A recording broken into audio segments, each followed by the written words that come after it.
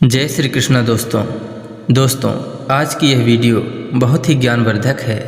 अतः वीडियो में बताई गई बातों को अंत तक अवश्य सुनिएगा। आशा करता हूँ प्रत्येक वीडियो की तरह इस वीडियो से भी आपको कुछ न कुछ सीखने को अवश्य ही मिलेगा। दोस्तों, एक समय की बात है जब एक सन्यासी साधु अपने लिए ईमानदार एवं परोपकारी शिष्य की तलाश कर रहे थे। उसी समय उनके आश्रम के पास 3 व्यक्ति आते हैं और साधु जी से कहते हैं, हे गुरुदेव, मुझे आप अपना शिष्य बना लीजिए। तो साधु जी ने कहा, मैं तुम लोगों को अपना शिष्य बना सकता हूँ, परंतु आपको मेरी एक शर्त माननी होगी। इसके बाद साधु ने तीनों व्यक्तियों को एक एक कबूतर देते हुए बोले, इन कबूतरों को ऐसी जगह में ले जाकर मारना है जहाँ पर कोई देख ना सके। पहला व्यक्ति ये सुनकर सोचने लगा कि यह कौन सी बड़ी बात है। इसके बाद वह कबूतर लेकर आश्रम के बाहर निकला और उस कबूतर का गर्दन मरोड़कर तुरंत वापस आ गया और साधु जी से बोला, मैंने कबूतर को बाहर ले जाकर मार डाला। कबूतर को मारते समय कोई भी व्यक्ति वहाँ मौजूद नहीं था और जो दूसरा व्यक्ति था वह थोड़ा आगे निकल गया और इधर उधर देखने के बाद जब उसे कोई नहीं दिखा तो उसने भी कबूतर को मारकर 1 घंटे में वापस आ गया। परंतु जो तीसरा व्यक्ति था वह गया तो लौटा ही नहीं। 6 माह बीत गए परंतु वह नहीं लौटा। 1 वर्ष बीत जाने के बाद वह तीसरा व्यक्ति वापस आया, परंतु फिर भी उसके हाथ में जिंदा कबूतर था। तब साधु जी ने कहा, तुम इतने माह के बाद लौटे हो परंतु फिर भी कबूतर जिंदा लेकर आ गए, लेकिन मेरे शर्त के अनुसार तो कबूतर को मारना था। फिर साधु जी ने कहा, आखिर क्या कारण था जिसकी वजह से तुम कबूतर को नहीं मार पाए। तब वह तीसरा व्यक्ति बोला, हे गुरुदेव, आपने कहा था कबूतर को ऐसी जगह में मारना है जहाँ कोई देख ना सके।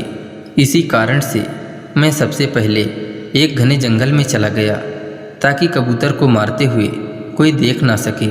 लेकिन जैसे ही मैंने कबूतर को मारना चाहा, हमारे अंतरात्मा से आवाज़ आई कि यहाँ पेड़ पौधे तो देख ही रहे हैं, ये भी तो सजीव हैं, इनमें भी तो प्राण होता है, इनका भी तो जीवन होता है। यही सोचकर मैं वहाँ पर इस कबूतर को नहीं मार पाया। इसके बाद मैं एक अंधेरी गुफा में गया, परंतु वहाँ पर भी जैसे ही मैंने कबूतर की गर्दन मरोड़ना चाहा, मेरे मन में पुनः विचार आया कि कोई देखे या ना देखे, मैं तो देख ही रहा हूँ। इसी वजह से वहाँ पर भी मैं इस कबूतर को नहीं मार पाया।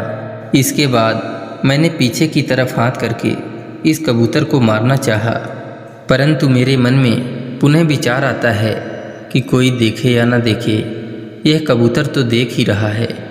यही कारण है कि मैं इस कबूतर को कहीं मार नहीं पाया और जिंदा कबूतर लेकर ही मुझे आना पड़ा। तीसरे व्यक्ति की बातें सुनकर साधु जी बोलते हैं, तुम हमारे शिष्य बन सकते हो, क्योंकि जिस समय मनुष्य को आभास हो जाता है कि वह भले ही अकेला है परंतु उसे कोई न कोई देख रहा है, उसका ईमान उसे देख रहा है, उसका सिद्धांत उसे देख रहा है, उसका सत्य उसे देख रहा है, इस प्रकार का भाव जिस व्यक्ति में होता है वह कभी गलत कार्य नहीं कर सकता।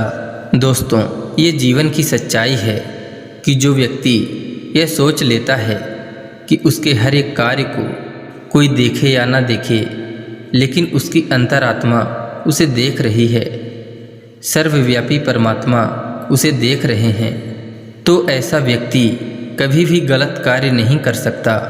दोस्तों, आशा करते हैं इस कहानी के माध्यम से आप समझ ही गए होंगे कि आपके अच्छे या बुरे कार्य को कोई देखे या ना देखे, परंतु आपकी अंतरात्मा और सर्वव्यापी परमात्मा उस कार्य को अवश्य ही देखते हैं और यही परम सत्य है। दोस्तों, अगर यह कहानी आपको अच्छी लगी हो तो कृपया चैनल को सब्सक्राइब कर लीजिए एवं वीडियो में एक लाइक करके कमेंट में लिख दीजिए, जय श्री कृष्णा, राधे राधे।